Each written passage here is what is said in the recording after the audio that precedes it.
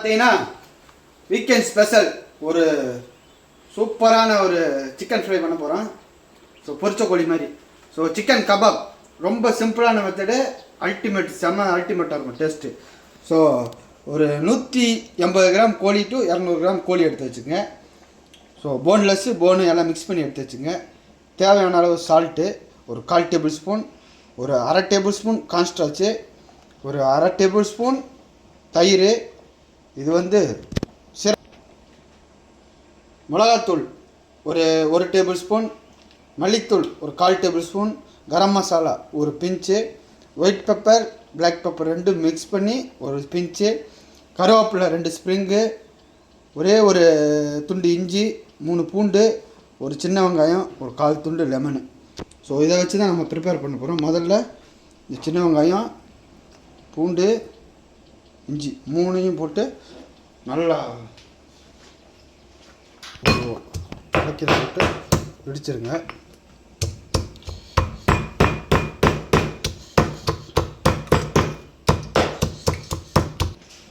So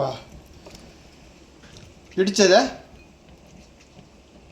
mix பண்ணிடுவோம் கோழியில். So salt வந்து தேவையான அளவு,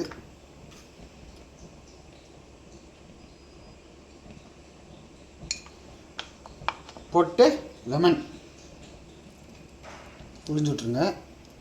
நான் ப்ரிப்பேர் பண்ணுற முறையை கரெக்டாக பார்த்துக்குங்க, அப்போ தான் உங்களுக்கு ஈஸியாக இருக்கும். இதோட தயிர் போட்டு பிளாக் பெப்பர் ஒயிட் பெப்பர் இருந்துச்சுல 3ஐயும் போட்டு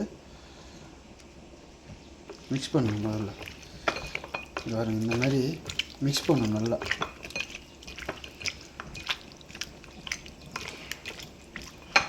மிக்ஸ் பண்ணியாச்சு. 15 மினிட்ஸ் இப்படியே ஒரு மேக்னேட் பண்ணி வெளியில் வைப்போம், இல்லைன்னா ஃப்ரிட்ஜில் தூக்கி எடுத்து வச்சுருங்க. ஸோ அப்போ தான் அந்த உரப்பு புளிப்பு எல்லாம் அந்த கோழியோட போய் நல்லா சேர்ந்து உங்களுக்கு நல்லா சிக்கன் ஜூஸியாக கிடைக்கும். ஸோ 15 மினிட்ஸ் கழித்து நம்ம திரும்ப இது மேக்னேட் பண்ணுவோம். இப்போ மல்லித்தூள்,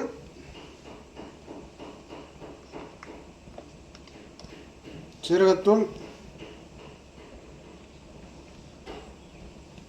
கரம் மசாலா,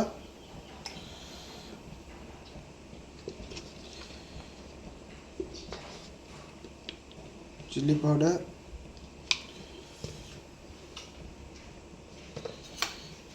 கருவேப்பிலை போட்டு நல்லா இப்படி மேக்னேட் பண்ணிடுங்க.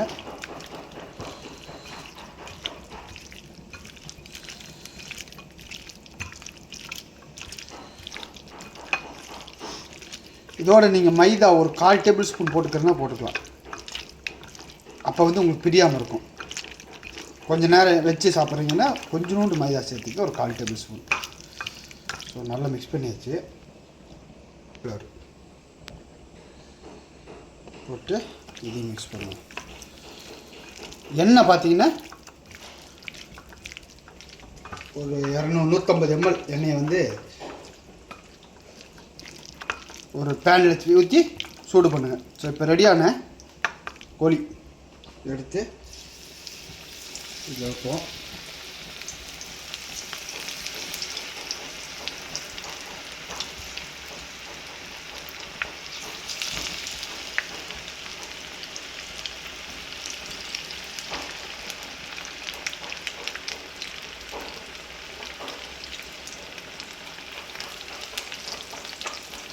செம்மையாக இருக்கும்.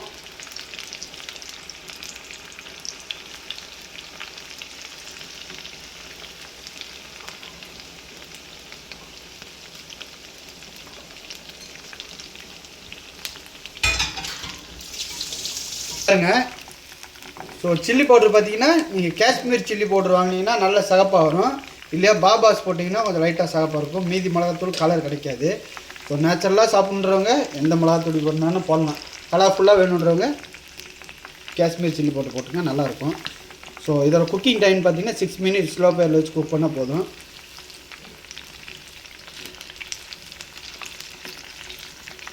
ஸோ டோட்டலாக 4 மினிட் ஆயிடுச்சு. இன்னும் 2 மினிட் ஆகிட்டு இறக்கிடுவோம். 6 மினிட் ஆயிடுச்சு.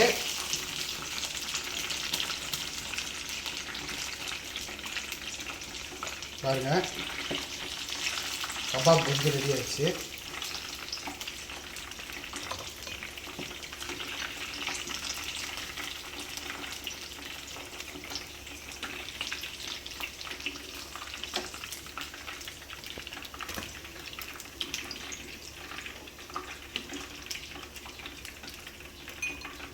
இதுதான் வந்து சிக்கன் கபாப்.